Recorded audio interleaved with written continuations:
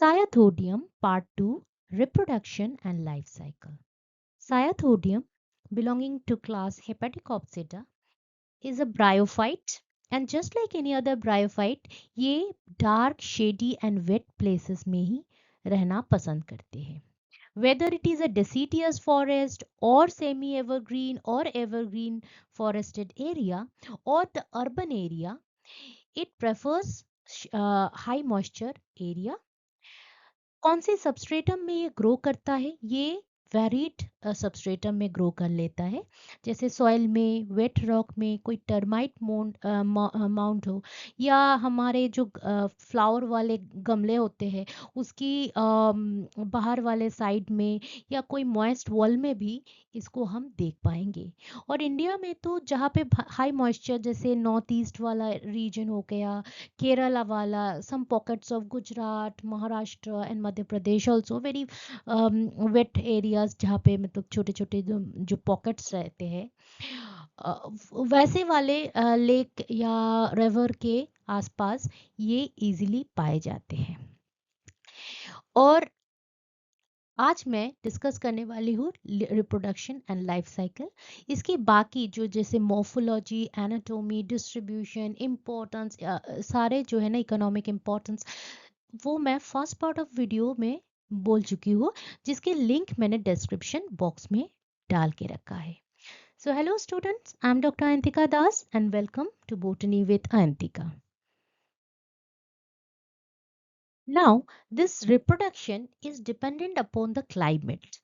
अगर जो surrounding area है और क्लाइमेट वो उसमें ह्यूमिडिटी कम है, मतलब ड्राई सॉइल में है, तो this cyathodium prefers to reproduce by help of tubers. और ये ट्यूबर्स कहाँ पाए जाते हैं? At the tip, the growing point. Growing point जैसे ये हो गया इसका ग्रोइंग पॉइंट, तो इसके नीचे वेंट्रल साइड में ऐसे ट्यूबर्स देखे जाते हैं. और ये ट्यूबर्स जो है, ये इसकी जो कवरिंग रहती है आइदर वेरी स्मूथ रहती है या तो ऐसे हेयरी रहती है. सो on the very tip you can see tubers and they are found on the ventral surface. So generally जहाँ पे ह्यूमिडिटी बहुत ही कम रहती है और न्यूट्रिशन डेफिशिएंट एरिया में ऐसे tubers he main method of reproduction रहती है.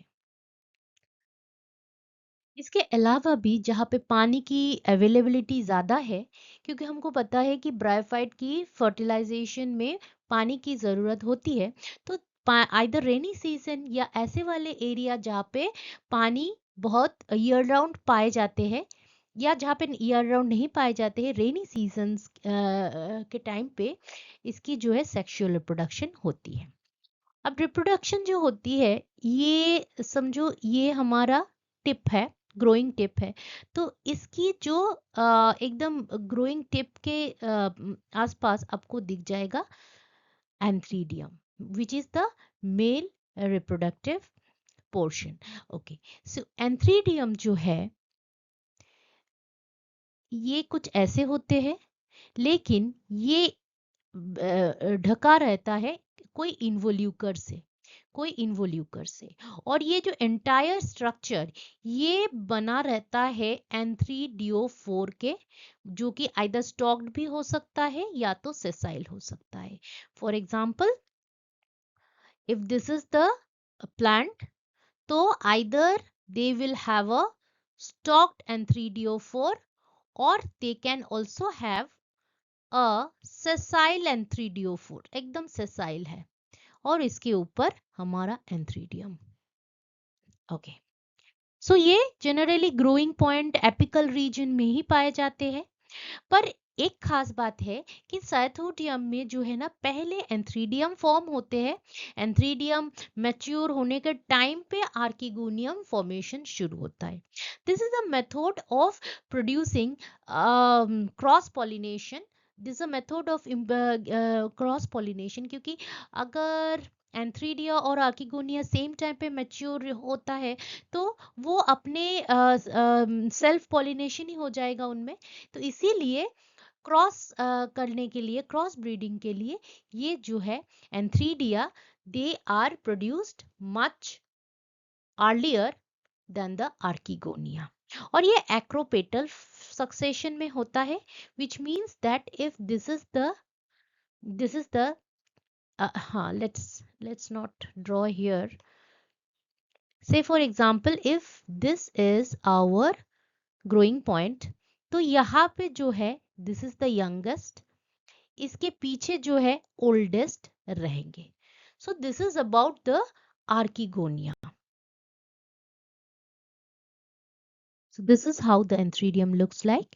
ये जो है ना multicellular stalk, they have a single layer jacket that is sterile, and बीच में रहती है sperm mother cells जो कि fertile होते हैं. They ultimately divide and produce the anthrozoid and later the sperm. Okay. और ये जो एंथ्रीडियम, एंटायर एंथ्रीडियम है, ये क्या रहते हैं, ऐसे इन्वोल्यूकर से ढके रहते हैं, बाइलिप्ड इन्वोल्यूकर. और हमारा ये जो आर्किगोनियम है, ये भी ढका रहता है इन्वोल्यूकर से. बट दोनों की पोजीशन क्या रहती है कि जो मेल ऑर्गेन्स है ये ऊपर के साइड से रहती है और फीमेल की ऑर्गेन्स जो है. So this is our stalked antheridiophore, और यहाँ पे हमारे आर्किगोनिया जो कि इन्वोल्यूकर से ढके रहते हैं. पर हमारे जो है ये जो मेल है, ये पहले मैच्योर हो जाते हैं, और ये फीमेल जो है ये बाद में मैच्योर होते हैं.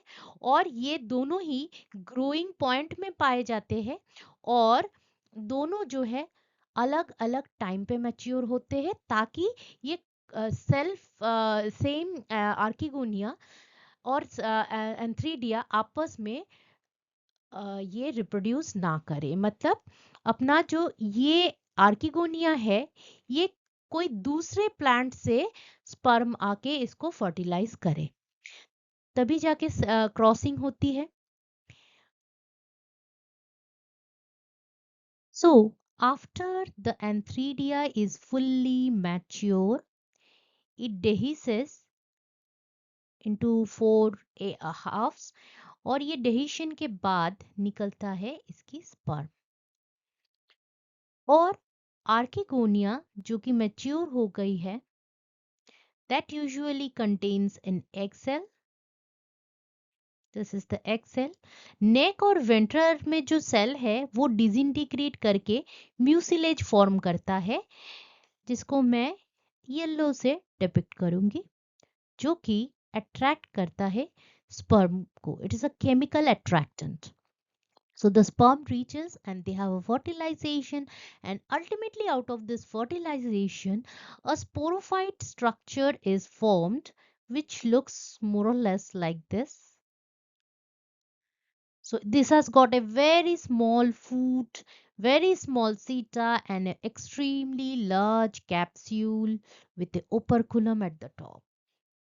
और ये position कहाँ रहती है, on the in the apical region में.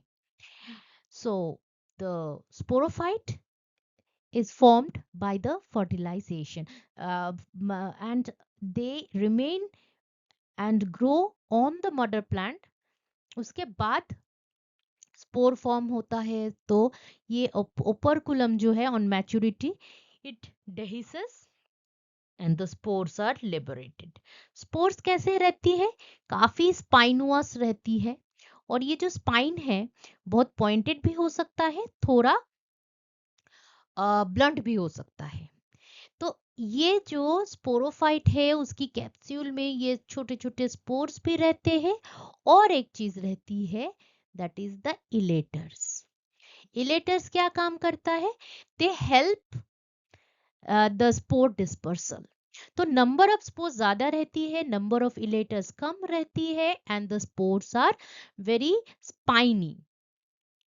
सो this is how the our sporophyte looks like. Very small foot, very small seta, and a large capsule. इसके अलावा this is how the sporophyte looks, the spore looks like with its spine. And so ये जो spores, uh, the spinospores, they they are like carried away to far off places, और थोड़ा दूर में जाके जब मॉइस्ट ग्राउंड इसको मिलता है तो ये जर्मिनेट करने लगता है, प्रोड्यूसिंग ए जर्मिनेशन ट्यूब, जो कि बढ़ता जाता है एंड ग्रेजुअली डिवाइड करता जाता है एंड अल्टीमेटली सेम टाइप के मदर प्लांट के जैसा एक गैमेटोफाइट ये बना लेता है। सो कुछ ऐसा दिखेगा। फर्स्ट ये जो है ना जर्मिनेशन ट्यूब ग्रो ही कर रहा है, जर्मिनेशन ट्यूब ग्रो करने के बाद ये डिवाइड होता रहता है और ग्रेजुअली धीरे धीरे कुछ ऐसा, उसके बाद ऐसा, इसके बाद धीरे धीरे gradually our cyathodium is produced. Okay.